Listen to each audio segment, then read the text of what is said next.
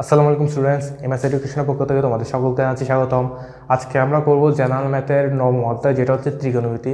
যেটা তোমাদের যেটা ম্যাথের ওয়ান অফ দ্য মোস্ট সবচেয়ে ইম্পর্ট্যান্ট একটা চ্যাপ্টার বলা যায়। তোমাদের হায়ার ম্যাথেও ত্রিকোণমিতি আছে। তোমাদের এই এসএসসিতে ত্রিকোণমিতিটা খুবই একটা বেসিক ধারণা বলা যায়। তোমাদের কঠিন কঠিন যেগুলো ম্যাথ আছে সেগুলো তোমরা উপরের ক্লাসে কলেজে দেখতে পারবা। তো আজকে আমরা ত্রিকোণমিতি করব। প্রথমে আমরা জানবো যে ত্রিকোণমিতি জিনিসটা কি আসলে। ত্রিকোণমিতি তোমরা নাম দেখে বুঝতে পারছো, যেখানে ত্রিকোণমিতি যেটা ইংলিশে হচ্ছে ট্রাইগোনোমেট্রি বলা হয় আর কি। তো এটাকে দুইটা ভাগে যদি আমরা ভাগ করা যায়, নামটাকে যদি বলি, এখানে দেখতে পাচ্ছ এখানে ত্রিকোণ এবং এই পার্টটা দেখতে পাচ্ছ মিতি। মিতি পার্ট এটা কোথা থেকে আসছে তোমরা পরিমিতি জানছো না? পরিমিতি মানে কি? যেখানে আমরা পরিমাপ করি বিভিন্ন ক্ষেত্রে, সেখান থেকে পরিমিতি থেকে এখানে মিতিতে আসছে। মিতি মানে কি? তার মানে পরিমাপ, মাপ। তারপর আছে ত্রিকোণ। ত্রিকোণ মানে বুঝতে পারতো তো কি? তিনটা কোণ থাকবে এরকম কিছু একটা। তার তিনটা কোণ কিসে থাকে? ত্রিভুজে থাকে। তার মানে কি? এরা ত্রিভুজের। তার মানে ত্রিকোণমিতি মানে বুঝতে পারতো কি তোমরা? ত্রিভুজের পরিমাপ। এখন আমরা ত্রিভুজ তো অনেক রকমেরই জানি। ত্রিভুজ বিভিন্ন রকম আছে, যেমন সমবাহু ত্রিভুজ, সমদ্বিবাহু ত্রিভুজ, সমকোণী ত্রিভুজ আছে। কিন্তু আমাদের ত্রিকোণমিতির মেইন যে ত্রিভুজটা নিয়ে কাজ হবে সেটা হচ্ছে যে সমকোণী ত্রিভুজ। তো এখন দেখো, আমরা একটা সমকোণী ত্রিভুজ আঁকলাম। সমকোণ ত্রিভুজে তোমরা সবাই জানো যে একটা কোণ হবে সমকোণ, মানে 90 ডিগ্রি। এই যে এটা হচ্ছে 90 ডিগ্রি। এবং এর যে বাকি দুটি যে কোণ আছে, এগুলিকে মনে করে আমি একটাকে দিলাম থিটা আর একটাকে দিলাম আলফা। বুঝতে পারছো? এখন আমরা ত্রিভুজের যে বৈশিষ্ট্যটা কি জানি, যে প্রতিটা কোণের সমষ্টি হবে কত? 180 ডিগ্রি। সুতরাং আমাদের এখানে যেহেতু সমকোণ ত্রিভুজে একটা কোণ হচ্ছে সমকোণ, তার মানে বাকি দুটা কোণের সমষ্টি কত হবে? যে বাকি দুটা কোণের সমষ্টি হবে যে 90 degree. Theta plus alpha is equal to 90 degree. একটা যেহেতু 90 ডিগ্রি, বাকি দুইটার যোগফল 90 ডিগ্রি হবে। তো এটাই ছিল যে তোমাদের কোণের বৈশিষ্ট্য। এখন আমরা ধরো যে কোনো একটা কোণ ধরলাম, যেমন থিটা কোণ ধরলাম। তো থিটা কোণের বিপরীত, এই থিটা কোণের সাপেক্ষে আমরা এই ত্রিভুজের বিভিন্ন প্রপার্টিজ দেখব। থিটা কোণের যদি বিপরীত বাহুটাকে বলি, থিটা কোণের বিপরীত বাহুটাকে এটাকে অবশ্যই এই ত্রিভুজের থিটা কোণের সাপেক্ষে বিপরীত বাহু বলা হয়, অথবা লম্ব বলা হয়। যেমন এই বাহুটাকে বলা হবে লম্ব। তো এটা হচ্ছে লম্ব, যেটা হচ্ছে থিটা কোণটা আমরা যেটা সাপেক্ষে করতেছি, সেই কোণটার বিপরীত বাহু, বিপরীত অপোজিটটাকে বলা হচ্ছে লম্ব। এরপর যদি আমরা এই থিটা কোণের যদি সন্নিহিত বাহুগুলো দেখি, সন্নিহিত বাহু কোনটা? থিটা কোণের সন্নিহিত বাহু হচ্ছে এটা এবং এটা। যে সন্নিহিত বাহুর একটা এই বাহুটা তো দেখতেছো যে ত্রিভুজের সবচেয়ে বড় বাহু। এটা হচ্ছে যে এখানে অতিভুজ, যেটা সবসময় সমকোণের বিপরীত বাহুটাই সবসময় অতিভুজ হবে। এটা হচ্ছে অতিভুজ, অর্থাৎ থিটা কোণের একটা সন্নিহিত বাহু এবং সমকোণের বিপরীত বাহুটা, এটা হচ্ছে ত্রিভুজের সবচেয়ে বড় এবং এটাই হচ্ছে অতিভুজ। এরপর যদি আরেকটা সন্নিহিত বাহু, সেটা হচ্ছে ভূমি, সেটা হবে ভূমি। এই থিটার কোণের সাপেক্ষে যে সন্নিহিত বাহু দুটি আছে, একটা হবে যে অতিভুজ আর একটা হবে ভূমি, এবং বিপরীত বাহুটা হবে লম্ব। এটাই ছিল যে ত্রিভুজের বিভিন্ন কোণের সাপেক্ষে বিভিন্ন প্রপার্টিস। এখন তোমরা তো দেখছো যে এখানে থিটা কোণের সাপেক্ষে আমি এটা করলাম। এখন যদি মনে করো কোণটা যদি চেঞ্জ করে দেয়, কোণটা মনে করো আলফা কোণ করে দিল, তখন কি হবে? আলফা কোণের সাপেক্ষে তখন হবে যে, তোমাদেরকে এটা দেখাচ্ছি। এবার ধরলাম আমরা কোণ ধরলাম আলফা। একটা কি বললাম যে আলফা কোণের যে আলফা কোণের থিটা কোণের সন্নিহিত বাহু দুটি কি বললাম? একটা হবে অতিভুজ আর একটা হবে ভূমি। এখন এখানে অতিভুজ সবসময় ফিক্সড থাকবে। অতিভুজ হবে যে সমকোণ ত্রিভুজের বিপরীত বাহুটাই হবে অতিভুজ, এটা ফিক্সড। এবার থিটা কোণের যে সন্নিহিত বাহু আরেকটা, সেটা আমরা বলছিলাম যে ভূমি। এখানেও সেম। এখন সন্নিহিত বাহু আরেকটা হবে যে ভূমি, এখন এটা হবে যে ভূমি। তখন এটা ছিল যে লম্ব, সেটা হচ্ছে থিটা কোণের সাপেক্ষে। এখন আলফা কোণের সাপেক্ষে এটা হচ্ছে কি? ভূমি। এবং আলফা কোণের বিপরীত বাহুটাকে কি বলবো আমরা? অপোজিট বা লম্ব। এটা হচ্ছে যে বিভিন্ন কোণের সাপেক্ষে বাহুর পরিচয়। তো এরপর আমরা এখন দেখবো, আরও একটু ডিটেলসে দেখবো। এবার যদি সেম সমকোণী ত্রিভুজটা যদি আমরা আরেকবার দেখি, দেখো এ হচ্ছে একটা সমকোণী ত্রিভুজ, যেটা আর একটা কোণ তো সমকোণ, আর ধরলাম আমরা এই কোণটা থিটা। এবং এই সমকোণ ত্রিভুজের যে বাহুগুলোকে আমরা নামকরণ করতে পারি, যেমন ধরো এটাকে যদি আমরা এ, এটাকে ধরলাম বি, এটা ধরলাম সি। তো তোমরা একটা র্যান্ডম একটা সমকোণী মানে ত্রিভুজ দেখলা, এখন মনে করো সেম একটা সমকোণী ত্রিভুজ আমরা আর একটা দেখি যেটা হবে একটু ছোট।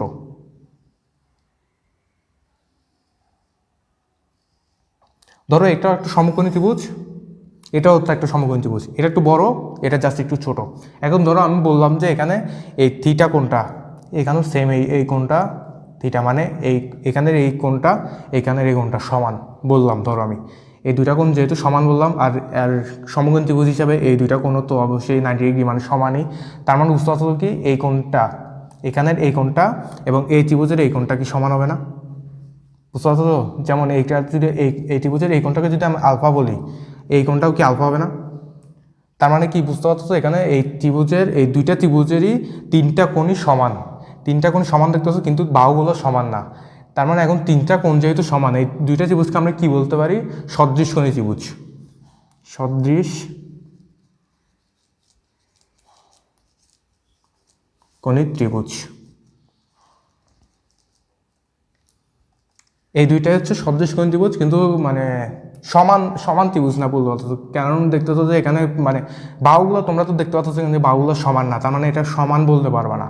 তার মানে এখানে যেহেতু তিনটা কোণ সমান, এটা হচ্ছে সদৃশ কোণী ত্রিভুজ। এরপর যদি আমরা এই ত্রিভুজটা যদি বাহুগুলোকে আমরা যদি মানে নামকরণ দিই, এটাকে যেহেতু এ বি সি বললাম, এটাকে ধরলাম আমি এ প্রাইম, এটা ধরলাম বি প্রাইম, এটাকে ধরলাম সি প্রাইম।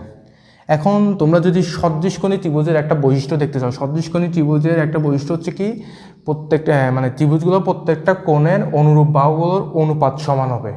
এখন আমরা দেখবো যে অনুরূপ বাহুগুলো কি, যেমন এখানে যদি আমরা এই থিটা কোণটা ধরি, থিটা কোণের অনুরূপ বাহু হচ্ছে কি এ, সেমভাবে এখানে থিটা কোণের অনুরূপ বাহু কী হবে?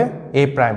এখন এই দুটার অনুপাত কী হবে দেখো, অনুপাত তো মানে কি একটা বাহু থেকে আরেকটা ভাগ করলে তো অনুপাত পাওয়া যায়, তাই না? তো থিটা কোণের অনুরূপ বাহুর অনুপাত কী পেলাম? এ বাই এ প্রাইম। সেমভাবে যদি আমরা আলফা কোণের অনুরূপ বাহু দেখি, আলফা কোণের অনুরূপ বাহু কি? বি। এখানে আলফা কোণের অনুরূপ বাহু কি? B prime. তাহলে এটার যেহেতু সদৃশকোণী ত্রিভুজে কী বললাম, অনুরূপ বাহুগুলোর মানে অনুপাত সমান হবে। তার মানে কি এটার অনুরূপ বাহুগুলোর অনুপাত আমি এটা পাইলাম, আলফা কোণের অনুরূপ বাহুগুলোর অনুপাত কী পাবো? B by B prime. এখন আমি কি বলছিলাম, অনুরূপ বাহুগুলোর অনুপাত সমান, তার মানে কি এটার অনুপাতটা সমান হবে না? সেমভাবে যে আরেকটা যে অনুপাত বাকি আছে, এই সমকোণী মানে সমকোণটার অনুরূপ বাহু কি? সি।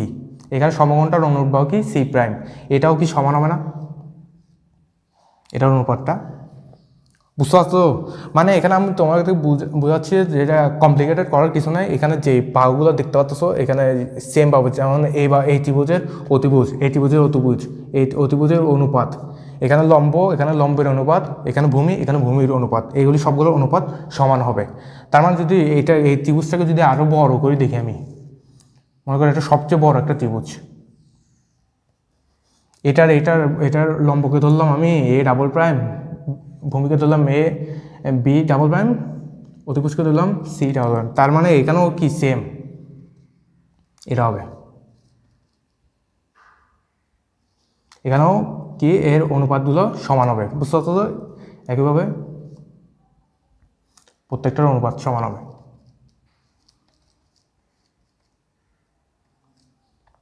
বুঝতে পারছো? এটা হচ্ছে সদৃশকোণী ত্রিভুজের মানে কি বৈশিষ্ট্য। এবার তোমরা কি দেখতে পাচ্ছ যে এখানে অনুপাতগুলো সমান আছে, মানে প্রত্যেকটা অনুরূপ বাহুর অনুপাতগুলো সমান। এখন যদি আমরা যে কোনো দুইটা বাহু যদি ধরি, যেমন এখানে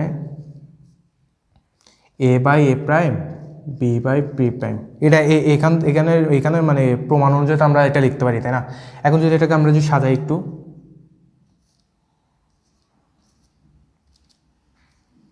মানে বি আমরা করলাম আর কি, স্থানান্তর করে বিকে এর জায়গায় আনলাম, এ প্রাইমটাকে উপরে নিয়ে আসলাম।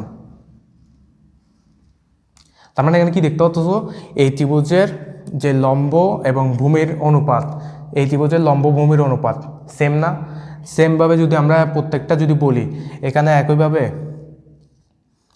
B by C is equal to C/C', এটাও একইভাবে এই এই প্রমাণের মাধ্যমে এটাও কি সেম হবে না, মানে এখানের ভূমি বাই অতিভুজ মানে এই অনুপাতটা এবং এই ত্রিভুজের ভূমি বাই অতিভুজ অনুপাতটা সেম হবে।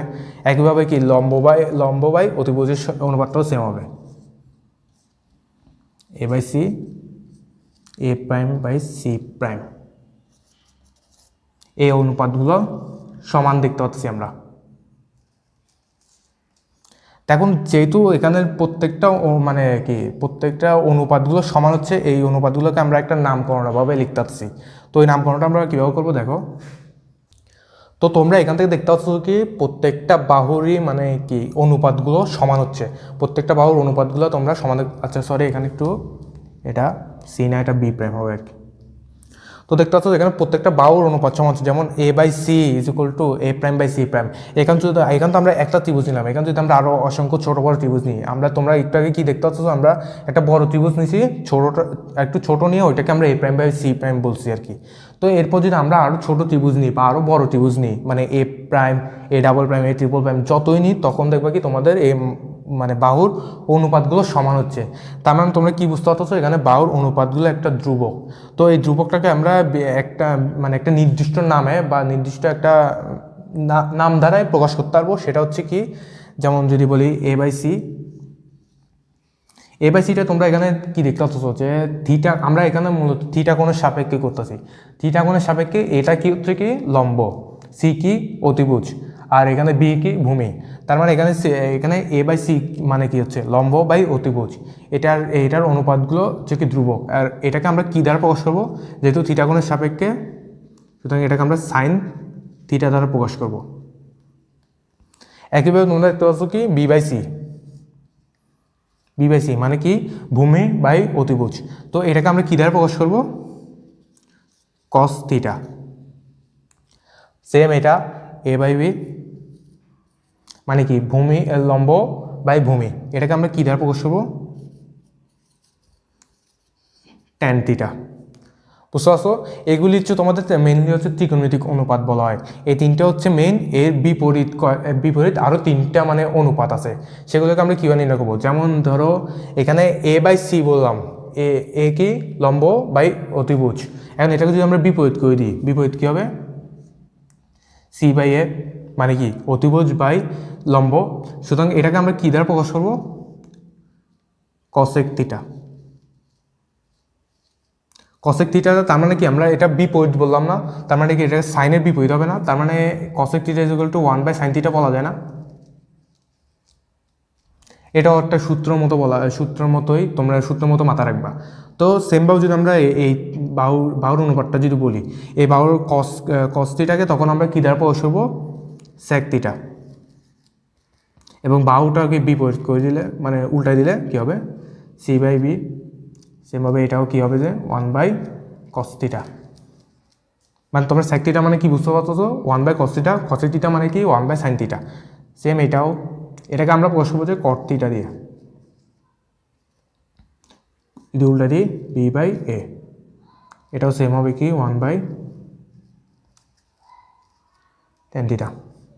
সো এই ছয়টাই মূলত তোমাদের এই 1, 2, 3, 4, 5, 6 এই ছয়টা হচ্ছে তোমাদের মেইন ত্রিকোণমিতিক অনুপাত বলা যায়। এখন তোমাদের কথা হচ্ছে যে আমরা এগুলো মনে রাখবো কীভাবে। মনে রাখার একটা সুন্দর একটা টেকনিক আছে, সেটা হচ্ছে কি, এবার দেখো জিনিসটা মানে প্রত্যেকটা যে ত্রিকোণমিতিক অনুপাত আছে এগুলোকে আমরা মনে রাখবো কীভাবে। যেন আমরা সাইন থিটা কী জানছি, লম্ব বাই অতিভুজ, cos থিটা কী জানছি, ভূমি বাই অতিভুজ, tan থিটা কী জানছি, লম্ব বাই ভূমি। এন্ড এটাকে আমরা শর্ট ফর্মে যদি লিখি, উপর লম্ব অতিভুজটাকে আমরা টি দ্বারা প্রকাশ করলাম আর কি। তার মানে এটা কি দেখতে পাচ্ছ লতি, এটা সেমভাবে কি ভূতি, এটা হচ্ছে কি লঘু। তার মানে তোমরা এই মেইন তিনটা যে অনুপাত, এটাকে আমরা মনে রাখবো কীভাবে, মানে sine theta, cos theta, tan theta, এগুলোকে আমরা মনে রাখবো সিকোয়েন্স অনুযায়ী, লতি সাইন থিটা, ভূতি cos থিটা, লঘু tan থিটা, বা একদম সিকোয়েন্স মনে রাখবা কি লতি ভূতি লঘু, লতি ভূতি লঘু। এভাবে করে তোমরা এটার মানে কি sine theta, cos theta, tan থিটার মানে অনুপাতটা মনে রাখবা কি, লতি মানে কি লম্ব বাই অতিভুজ, ভূতি মানে কি ভূমি বাই অতিভুজ, আর লঘু মানে কি লম্ব বাই ভূমি। আর আমরা একটু আগে কী জানছি যে মানে কি বাকি তিনটা হচ্ছে এই তিনটারই বিপরীত। তার মানে কি কোসেক থিটাকে এগুলি আমাদের আলাদাভাবে মনে রাখার প্রয়োজন নাই, কারণ আমরা যদি এই তিনটে মনে রাখতে পারি আর বাকিগুলোতে বিপরীত, আমরা বিপরীতভাবে এটা মনে রাখতে পারবো। যেমন এখানে বিপরীতভাবে দেখতেছো কি সাইনের বিপরীত হতে এটা অতিভুজটাকে উপরে গেছে গা, এখানেও সেমভাবে অতিভুজ উপরে নিচে ভূমি, আর এখানে ভূমির উপরে নিচে লম্ব, বুঝতে পারছো? তো এইভাবে আমরা মূলত এই যে 6টা ত্রিকোণমিতিক অনুপাত আছে এগুলিকে আমরা মনে রাখবো, আর এগুলি তোমরা মাস্ট মুখস্থ করে ফেলবা, একদম মানে মনে রাখে ফেলবা, যার কারণ এগুলি তোমাদের পরীক্ষা এগুলি তোমাদের মেইন বেসিক বলা যায় এগুলি। তো এরপর আমরা যদি আরেকটা জিনিস দেখি যে যদি আমরা মনে করো এখানে সাইন থিটাকে যদি আমরা কস থিটা দ্বারা ভাগ দিই, যেমন দেখো মানে র্যান্ডমলি আমরা বললাম, আচ্ছা এখানে তোমরা একটা কী দেখছো যে এখানে মানে বাহুগুলোকে আমরা কীভাবে ডিনোট করলাম, এখানে লম্ব অতিভুজটা কি সি দ্বারা বলছিলাম, আর এখানে ভূমিটা কি বলছিলাম বি বাই সি, আর এটা কি এ বাই বি ছিল, তাই না? তো এখন দেখো যদি আমরা সাইন থিটাকে কস থিটা দ্বারা ভাগ দিই তাহলে বিষয়টা কীরকম হবে, sine theta divide by cos theta. তার মানে এখানে মানগুলো যদি আমরা ভাগ দিই, সাইন থিটার মান কী ছিল এ বাই সি, কস থিটার মান কী ছিল বি বাই সি। তো এখন যদি আমরা এটাকে যদি উল্টাই সামনে গুণ আকার আনি বুঝলি, তাহলে কীরকম হবে a by c into c by b. তার মানে এখানে দেখতো সি কাটা হয়ে যাবে, তাহলে এখানে কী হবে এ বাই বি, মানে কী পাইতেছো এ বাই বি এর মানটা আমরা কি জানতাম 10 থিটা, সুতরাং এটা হচ্ছে ইকুয়াল টু 10 থিটা। তার মানে তোমরা এখানে একটা সিম্পল একটা সূত্র পাইছো কি sine theta by cos theta, এটা ইকুয়াল টু হবে কি 10 থিটা ইকুয়াল টু 10 থিটা। এটাও একটা সূত্রের মধ্যে বলা যায় আর কি, এটাও একটা সূত্র, তারপরে এইগুলি তো একটা মানে বেসিক মানে সূত্র বলা যায় এগুলি প্রত্যেকটা, আর এটাও একটা সূত্র। এখন যদি মনে করো আমরা 10 থিটা মানটা পাইলাম, যদি কট থিটার মানটা যদি সেমভাবে বের করতে চাই, কট থিটা মানে কি আমরা কি জানি 10 থিটার বিপরীত না, মানে কি cot theta equal to 1/10 theta না, তার মানে যদি আমরা কি এটা যদি sine theta by cos theta না, যেটাকে যদি উল্টা দিই তাহলে কট থিটা ইকুয়াল টু কী হবে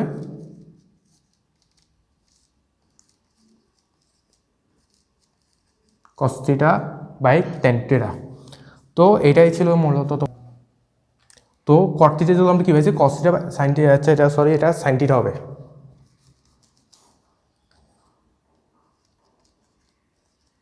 cos theta by sine theta is equal to কি কট থিটা, আর sine theta by cos theta is equal to কি ট্যান থিটা। আর এই সূত্রগুলো তোমরা মনে রাখবা, এই দুটো সূত্র মনে রাখবা। তো আজকের ক্লাসটাই এইটুকুই, আর এর পরবর্তী বেসিকগুলো আমরা পরবর্তী ক্লাসে জানতে পারবো।